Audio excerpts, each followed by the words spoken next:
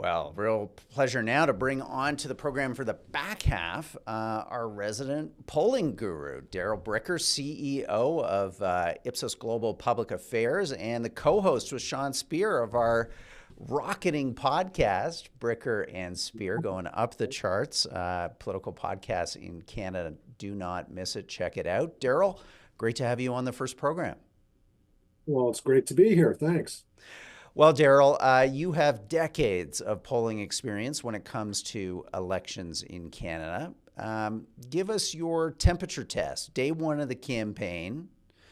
What is this? The OK Corral, Mexican standoff? I don't know. I want an analogy from you to explain the public opinion in the country right now as we kick off this historic election. Well, it's clear the Liberals have momentum, which is why they've decided to have an election campaign that we're going through right now. But the way I would describe, I'm always thinking of analogies because I know Sean really likes them. So I'm trying to think of an analogy. I'm going to just run this one by you. Thank you. The Liberal campaign to me is like the Hindenburg. Everybody remembers the Hindenburg, big airship full of helium going across to the United States from Germany. Back in the 1930s, and it hits a lightning storm, and all of a sudden the helium goes off, and it just hits the ground. And oh, the humanity is the thing that everybody remembers about it. What they forget is that the Hindenburg actually got across the Atlantic successfully 30 times. But the Liberal campaign is like the Hindenburg. There's so much. I mean, as Jenny was going through, and you guys were going through in the last few minutes, that could go off for these guys, but they're just plowing into that thunderstorm.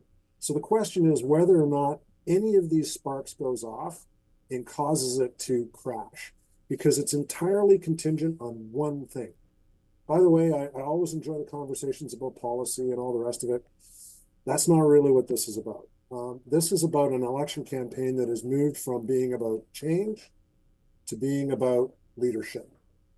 So the question is, on the narrow shoulders of Mark Carney rests the entire future of the Liberal Party up until the election campaign.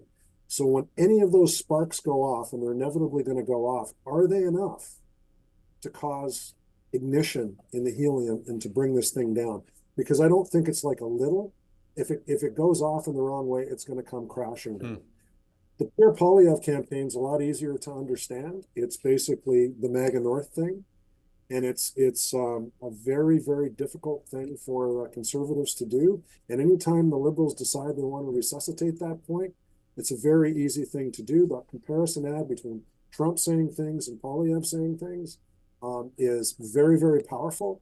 It is the significant vulnerability that he has. And as our polling showed, it is the one really big differentiator between Poilievre and Carney. Which one of these guys would roll over under pressure from Donald Trump? And I think the number for Mr. Carney was like 6, and it's 31 for Pierre.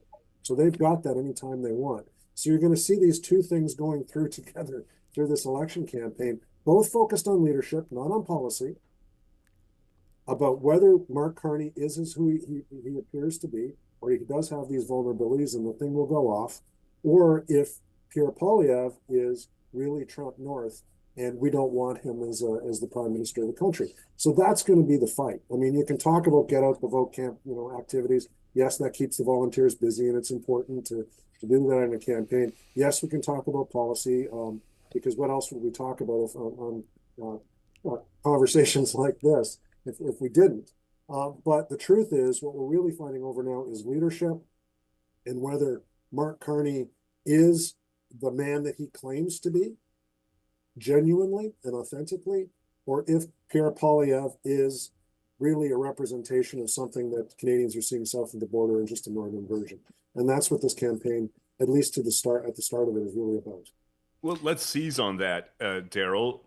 We have roughly 6 weeks. What can or should Pierre Poilievre be doing over the 6 weeks to meet that test, to convince Canadians that he is reliable on the fundamental question of leadership?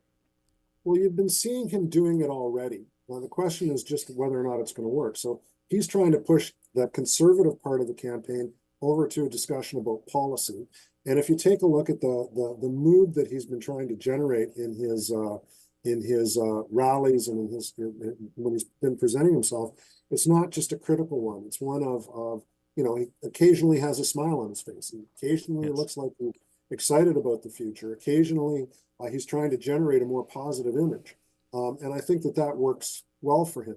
On the Carney side, I think that what you're seeing him do is, I guess Jenny was saying previously, trying to take some of the better ideas from the Conservatives, but also probably going to take some better ideas from the Liberal Party. By the way, this is the Liberal Party. I mean, Justin Trudeau's dad did the same thing back in the 1970s around wage and price controls. I mean, we've seen this kind of behavior from the Liberals forever. This is what contagion from the left is all about. Political scientists would know what that means. But this idea that you would be a bit of a shapeshifter and you'd take whatever the best ideas were, you're not really an ideological party, and you're just going to try and present an offering during the context of an election campaign that's a consensus type of offer that's big enough for the public to buy into. So I think that's what Carney's trying to do all the time, trying to avoid those sparks. And Poilievre is trying to develop a more positive demeanor and trying to present substantive policies to force the Liberals to respond. Talk to us, Darrell, about the NDP. The NDP support right now is well below the historic norms.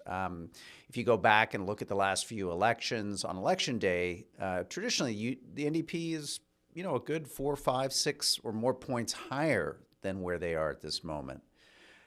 Should we expect a bit of a rebound for the NDP? And if we did, how would that benefit or hurt the Liberals and Conservatives? Well, one of the things that's really emerged in Canada is that there's now a conservative voting coalition and there's a progressive voting coalition. And the progressive voting coalition is split between two parties. The conservative voting coalition is really split, is consolidated around one. That's what the big shift back in the 1990s through the 2000s really did. It created a single conservative movement. There's no longer a Western conservative movement, and there's no longer a kind of whole progressive conservative movement they've got together. It was interesting when the Prime Minister resigned a few weeks ago, that in his presentation, he didn't talk just about the Liberal Party, he talked about progressive voters. So the Liberal Brain Trust gets this. This is how Justin Trudeau won the elections that he did. He was able to sufficiently collapse the NDP vote so they didn't create the splits that worked for the Conservatives the way that Sean was discussing. So the problem that the NDP's poor performance is creating is not just for the NDP, it's also for the Conservative Party, because they need the NDP to be better. But the one problem that the NDP seems to have at the moment is they have a leader who is not a politician. He doesn't seem to know. He doesn't seem to care about it. Yeah, it's strange. I mean, why do you think even in the last few weeks, Jagmeet Singh has not been prosecuting any kind of case against Carney? He's been kind of MIA, frankly. Yeah, he should have taken them down a year ago. If Jack Layton would have been the leader, he would have done it. And the reason, and it was clear to anybody who was looking at it, if you don't take them down now, you're giving them a year or up till October of this year to get their act back together. You give them back the timing of the election campaign, and guess what? You may not be running against Justin Trudeau. And your best chance to get back on the agenda as the leader of the progressive movement in this country, like Jack Layton was, is to pass them in an election campaign. And he didn't do it. Yeah. So now he's stuck at 10%, at least in our polling. Maybe he'll go up a little bit. One of the things that we saw in the Ontario election, though, Richard, was that the NDP really underperformed the Liberals in the provincial election campaign, but won very many more seats. So even if they've got a more consolidated vote, it tends to be a pretty efficient vote. Yeah. Let me ask Darrell about a subject that we cover a lot on our biweekly show, and that is the political realignment. I note, for instance, that in the past several days, Pierre Poilievre has made major announcements flanked by trade union representatives, something that would have been unthinkable, less than a decade ago. The Conservative Party has ambitions on competing in working class strongholds through Northern Ontario, including my hometown of Thunder Bay, parts of the Maritimes, and working class parts of British Columbia. Is there a possibility here, Darrell, to add to the pre-existing Conservative coalition new and different voters, including those from the working class? And if so, what will you be looking for to see if this is indeed a political realignment election? Yeah, in fact, that's what we are seeing. I mean, when you take a look at the polling right now, who's voting for the Liberal Party? Old people. Who's voting for the Conservative Party? Young people. Who's voting for the Liberal Party? Tend to be better educated. You get younger women more interested in voting for progressive options. But the better educated, the better established, the people who are trying to hold on to the Canada that they remember. And then on the other side, you've got the people who, for them, Canada's not working. And so that is a lot of working class voters. It really is interesting. It's completely flipped from the way that it used to be, where you would get a lot of kind of affluent upper middle class people voting for the Conservative Party. No, they vote for the Liberals now. The Conservative Party is really plugged into this thing. When Pierre Poilievre says that Canada's not working, that group of people for whom it's not working, because they don't feel they can get the house that they should be living in, they don't feel secure in their job, all of their life feels precarious, they can't start the family they want to have, all of those things that they thought was the Canadian promise isn't working for them. When Pierre Poilievre says that, it has appeal. So I think that there is potential for realignment, definitely. Well, we're seeing that already. Darrell, we are going to say goodbye to you because we're going to tire out your voice over the next 36 days. You very graciously offered to be our regular kind of polling impresario, to give us your 30-plus years of political experience looking at the polls. So fortunate to have you as part of the Hub's daily YouTube and podcast on the 2025 election. Thank you so much, buddy. It's a privilege. Thank you very much. Well, that's going to wrap up our show today. I want to thank all of our listeners and viewers for tuning in. Sean, great to kick this off with you.